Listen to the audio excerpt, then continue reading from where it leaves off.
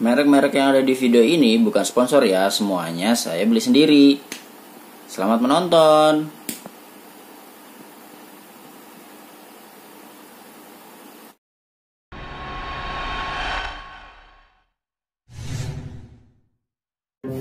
Halo, assalamualaikum. Balik lagi bersama saya Ricky Novali. Oke, seperti judul di thumbnail untuk video kali ini, saya akan membahas mengenai barang-barang apa saja yang wajib dibawa saat pendakian gunung. Oke, langsung aja kita mulai. Dari mana ya? Dari barang yang besar dulu, yang kecil dulu. Kita mulai dari yang ada SMS card. Kita mulai dari barang yang paling gede, paling besar. Ini ya. Nah, yang pertama ada tas carrier. Kurang mundur. Nah, ini tas carrier yang biasa saya bawa.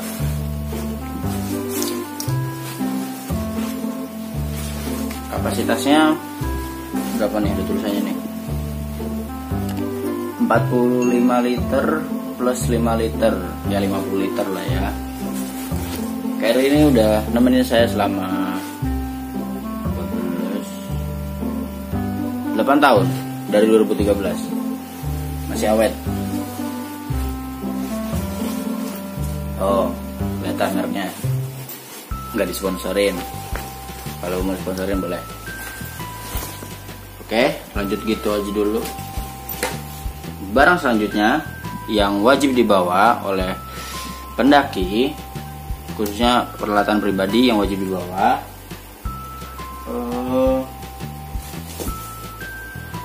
jaket tentunya. Nah, di sini saya biasa bawa 2 jaket. Ini innernya ya gitulah, panas ini kalau dipakai nggak di gunung itu lumayan panas, tapi kalau di gunung ya anget lah. Ini innernya, ini luarannya. Ini juga kurang lebih sama, umurnya udah hampir 8 tahun. Ini bisa dijadiin satu jaket ya, karena sepasang, tapi bisa dipisah jadi 2. Untuk cara pakainya nanti mungkin di video selanjutnya. Jaket paling nggak bawa 2. Biasanya saya harus rombongan sama teman-teman juga kebanyakan pada bawa 2. Udah, itu aja untuk jaketnya. Kita lanjut ke barang yang lain. Barang selanjutnya yaitu sleeping bag. Ya, ini bungkusnya doang Amazon, dalamnya Jack Wolfskin, biasa tertukar sampai teman, ya seperti itulah. Sleeping bag buat tidur tentunya. Kalau nggak tahu sleeping bag ya apa sih namanya, tempat tidur kepompong yang kayak di Doraemon itulah, yang itu bentuknya begitu. Nanti cara pakainya mungkin di lain kesempatan, di video yang lain. Buat menghangatkan badan juga supaya ketika tidur nggak kedinginan. Lanjut, barang yang keempat. Barang yang keempat itu sepatu. Nggak wajib sih pakai sepatu, tapi sangat disarankan pakai sepatu. Dan dia tentunya bawa sandal juga. Ya sepatunya paling nggak bikin nggak licin lah, dan bikin apa ya, kalau pakai sandal kan biasa lecet-lecet. Kalau pakai sepatu lebih terlindungi, apalagi kan mungkin ada batu tajam atau ranting-ranting sebagainya, atau mungkin amit-amit kalau misalnya ketemu ular atau apa, kan kaki kita terlindungi kalau pakai sepatu gitu. Ini kebetulan baru dicuci, jadi begini. Selanjutnya barang pribadi yang wajib dibawa itu mantel. Harus sendiri-sendiri bawa. Kalau lagi hujan pasti repot, pasti kehujanan, pasti basah kalau nggak pakai mantel. jadi harus bawa masing-masing. Oke, mantel nggak usah dijelasin lah ya, mantel lah terserah mau pakai mantel yang 7.500 mau sampai yang harganya 1.000 terserah, yang penting ngelindungin kalian dari hujan. Lanjut lagi, ini sarung tangan opsional, boleh bawa atau enggak, jenisnya macam-macam, yang penting bisa ngelindungin kalian dari dingin. Ya gitu dah. Terus yang biasa saya bawa lagi ini headlamp buat kalau malam sebagai penerangan. Kalau tiap anggota bawa itu lebih enak jalannya ya, walaupun bisa sih satu rombongan ada satu anggota yang gak bawa atau gimana ya bisa, cuma pasti agak sedikit terhambat.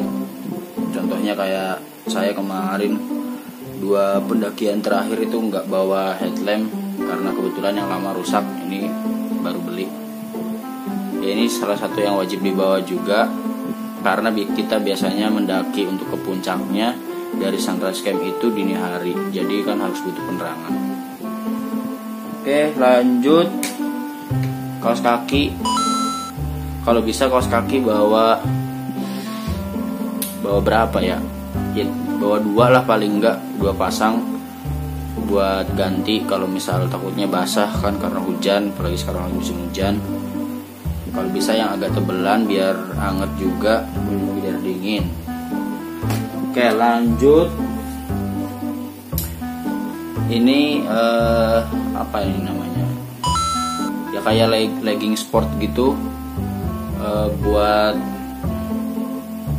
ngelindungin bagian bawah sih, dari pokoknya kaki, dari pinggang ke bawah sampai mata kaki, lumayan bisa melindungi dingin juga karena rapat banget tuh. Tapi ya kalau mau pipis susah, ini susah dipasnya. Selanjutnya ini ada buff. Buff ini fungsinya buat apa ya, ini buat masker, melindungi dari debu. Kalau ketika di trekkingnya lagi kering, misalnya di musim kemarau kan kering banget, itu bisa melindungi debu. Juga ini bisa melindungi dingin waktu malam, telinganya bisa ditutupin gitu. Mantap lah gini.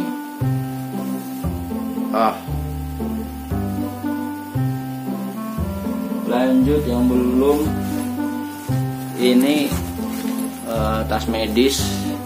Ini bisa dibawa pribadi atau buat satu rombongan cukup. Ya, tas medis isinya obat-obatan udah jelas. Boleh dibuka nggak? Buka lah ya. Nah ini ada penitol angin, salon pas, ada hand sanitizer.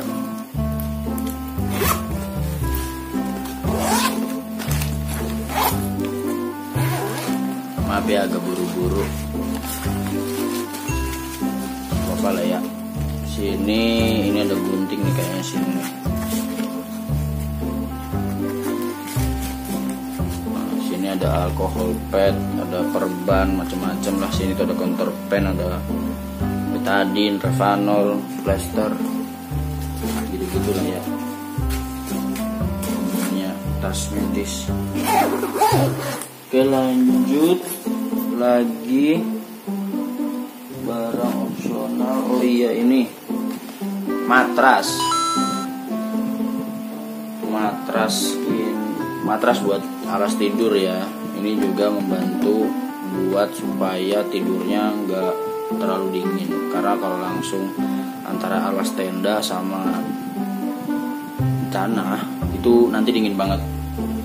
Jadi ini salah satu juga biar ya lebih empuk, terus lebih nggak dingin. Terus yang biasa dibawa ini trekking pole. Trekking pole ini satu, copot waktu di Sindoro. Sindoro apa di perahu, saya lupa. Trekking pole ini nggak wajib sih, opsional.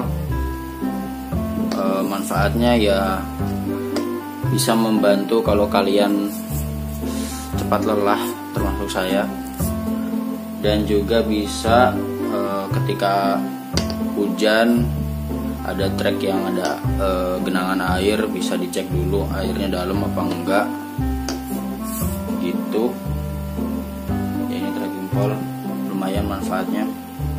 Dulu berpikir kalau trekking pole itu hanya untuk orang-orang lemah, tapi ternyata setelah punya, ternyata saya lemah.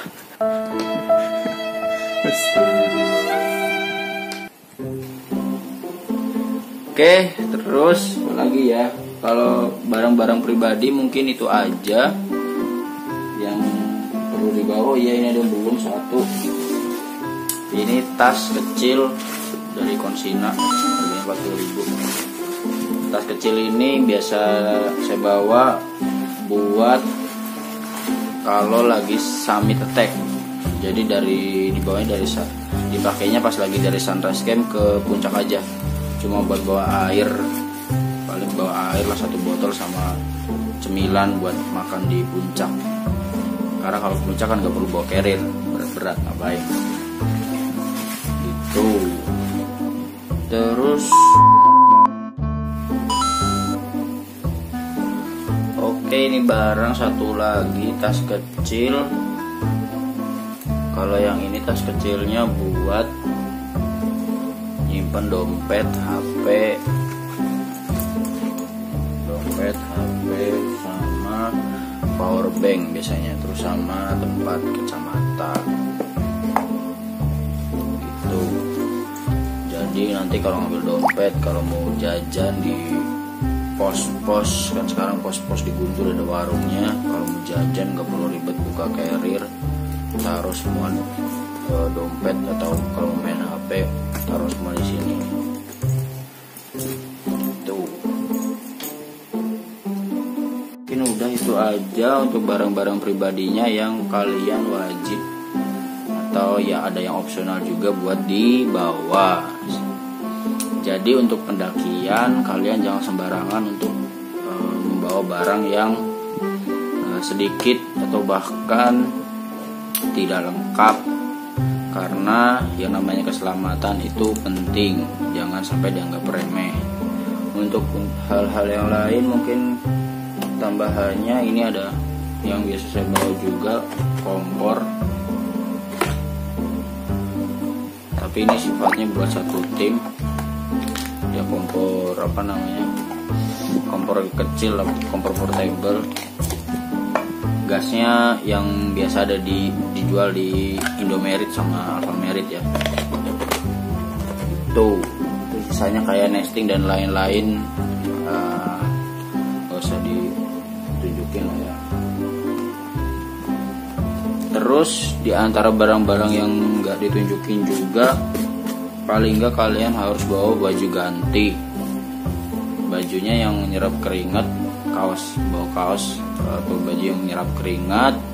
Terus pakai celananya celana kargo, jangan pakai celana jeans, karena jeans itu sangat-sangat menyerap air dan susah untuk kering.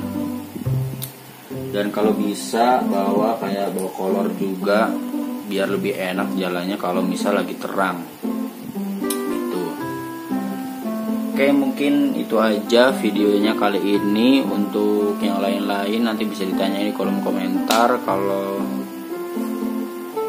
perlu nanti dibuatkan videonya, mau video yang gimana soal barang-barang perlengkapan gunung ini. Kalau suka silahkan like, kalau nggak suka di dislike. Jangan lupa di share ke teman-teman kalian juga yang barangkali ada yang berminat buat naik gunung.